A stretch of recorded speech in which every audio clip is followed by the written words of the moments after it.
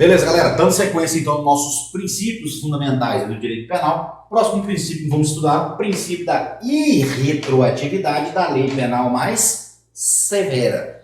Gente, bem tranquilo. Faz uma análise comigo no nome do princípio. Irretroatividade é que não pode retroagir. Então eu não posso voltar. Já vou dar exemplo disso aí, fica tranquilo. Então, irretroatividade. Mas esse princípio da irretroatividade é da lei penal mais severa, né? Da nossa lei penal mais maléfica. Beleza? Mais severa, mais maléfica. E como funciona isso, professor? Como que funciona isso? Vamos trabalhar aqui, ó, um exemplozinho bem fácil para você visualizar comigo aqui, ó. Vamos imaginar o seguinte hipótese aqui, ó. Vou criar, tá? Vou criar uma hipótese aqui para nós. Eu vim aqui, nesse ponto da nossa linha do tempo aqui, ó, e pratiquei um crime de furto qualificado. Tá? Sei lá, qualificado por emprego de chave falsa. Então, eu pratiquei o crime de furto qualificado, que está lá no parágrafo 155, né? Parágrafo 4º do Código Penal. Beleza? Lá ele tem uma pena de reclusão de 2 a 8 anos.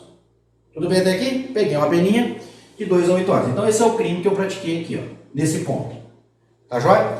E aí, fui preso, papapá, fui denunciado, pedi pororó, começou o processo criminal contra mim.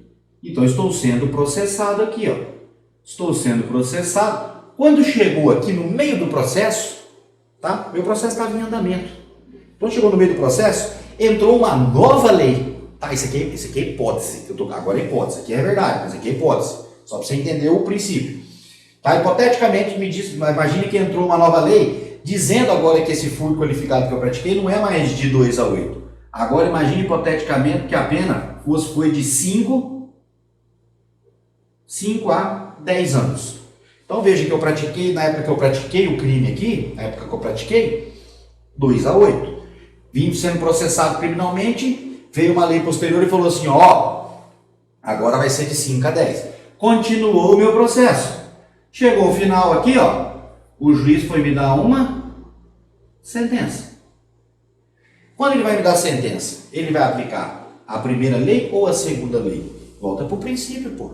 Volta para o princípio. Princípio da irretroatividade da lei penal mais severa, mais maléfica para mim. Então, o que vai acontecer aqui? Essa lei não é posterior? O fato não foi aqui, ó, que eu pratiquei? Então, essa lei que você concorda comigo, que você visualiza comigo que ela é mais severa, ela é mais maléfica? Bem tranquilo, porque aqui a pena é menor, pô, aqui a pena é maior, então ela é mais grave. Logo, eu posso pegar essa lei e retroagir para esse fato aqui que eu pratiquei? Não. O princípio é da irretroatividade. Então, não vou aplicar essa lei e continuo aplicando a lei mais benéfica aqui. Tudo bem? Então, o princípio da retroatividade da lei mais severa. Como a nossa segunda lei ela é mais severa, eu não posso retroagir para aplicar essa nova lei mais severa a fatos anteriores. Beleza? Tranquilo? Mas eu sei que você deve estar perguntando bem assim agora, ó. E se fosse essa lei aqui, professor? E se essa lei aqui fosse mais benéfica? Agora vamos lá, de 1 a 4 anos. Agora, ó o princípio, a irretroatividade é da lei mais severa, maléfica. Essa é mais severa? Não, essa é mais benéfica. Então, se ela é mais benéfica, essa eu vou retroagir. Então, bem simples o raciocínio, fecha num pacotinho. Pratiquei uma conduta aqui hoje, né, na vigência de determinada lei. Decorreu, veio uma nova lei. Se ela for mais severa, não pode retroagir para cá. Se ela for mais benéfica, ela vai retroagir para mim. Beleza? A gente vai ver isso com mais detalhezinho quando nós entrarmos no termo de lei penal no tempo, tá? A gente vai ver essa retroatividade, tem uma tabelinha que eu monto para vocês aí, fica bem fácil. Mas de antemão agora no princípio aqui, ó, não pode retroagir uma lei, ou seja, não posso pegar uma lei posterior e aplicar um fato anterior, se esta nova lei for mais severa, mais prejudicial ao réu. Beleza pura? Tranquilo? Simples o fato, né? Então, seguindo o nosso barco, nossos princípios, está quase acabando os princípios aí. Vamos trabalhar. Aqui é bem simples, gente. Aqui é os princípios, assim, que eu vejo menos relevância na nossa provinha aí, principalmente pro DEPEN, nossos concursos como regra geral aí. Eu vejo ele um pouco mais, com menos incidência na prova, né? Isso aqui cai mais ali, por exemplo, concurso para defensor público ali, eles procuram trabalhar um pouco mais. Mas, de qualquer forma, vamos aprender o princípio. Princípio da intervenção mínima do direito penal. Gente, O que acontece aqui? Nós temos, né, o direito ele vem regulamentando o comportamento social, né? E assim é aquela coisa assim, o comportamento social evoluindo e o direito correndo atrás, tentando regulamentar aquilo. Show de bola? Então, o princípio da intervenção mínima do direito penal é o seguinte, porque se observar, nós podemos resolver alguns conflitos em várias situações, mas por exemplo, hipotético aqui para nós aqui, ó, eu posso resolver na esfera civil um conflito, eu posso resolver na esfera administrativa, eu posso resolver na esfera criminal. Só que se você parar para fazer uma análise comigo, o direito penal, qual é o bem jurídico do cidadão que ele ataca, né? Que ele vai lá e dá aquela beliscada.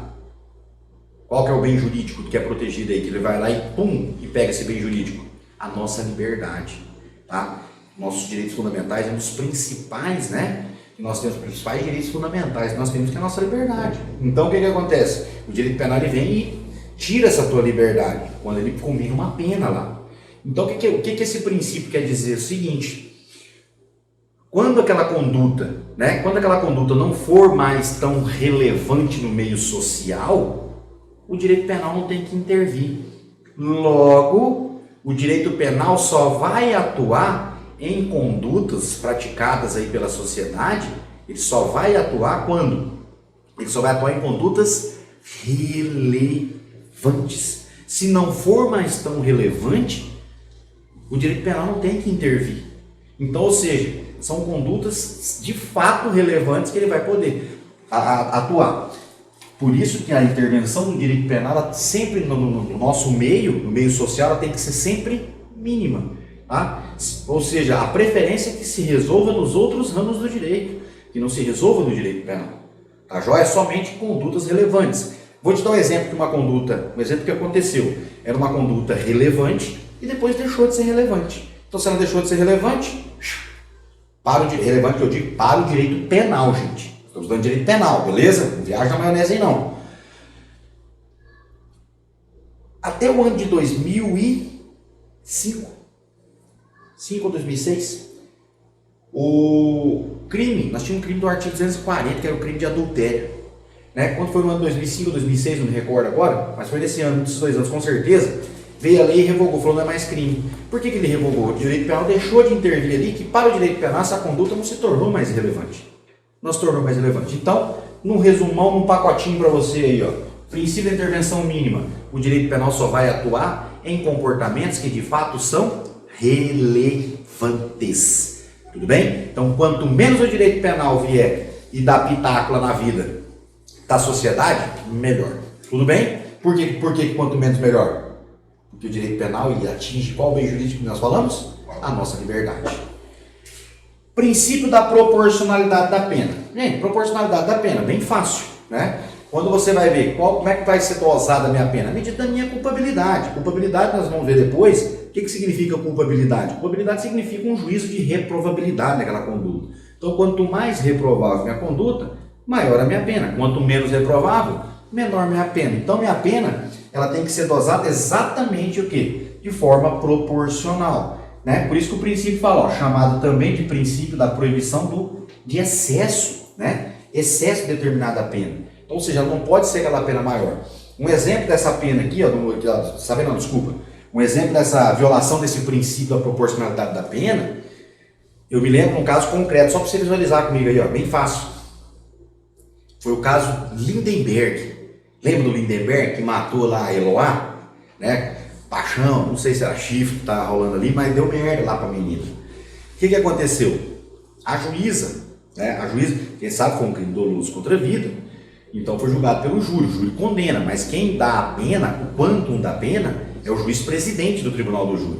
Eu me lembro na época, se eu não salvo engano aí, ele condenou ele só na pena máxima, acho que foi 30 anos.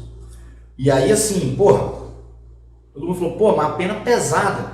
E aí o que aconteceu? Fez um comparativo com a pena, por exemplo, dos Nardoni, que mataram a menininha, que jogaram ela pela janela naquela vez, lembra? Um acho que pegou 26 anos, o outro pegou 28. E aí para e analisa comigo, qual foi a conduta mais reprovável ali? Do Lindenberg, né? Meio passional, aquele homicídio dele. Não estou falando que está certo, não. Estou dizendo o seguinte, mas foi meio passional, ciúme, etc. do que daqueles pais da criança que mataram. Claro que os pais foi muito mais reprovável. Então a pena tem que ser o quê?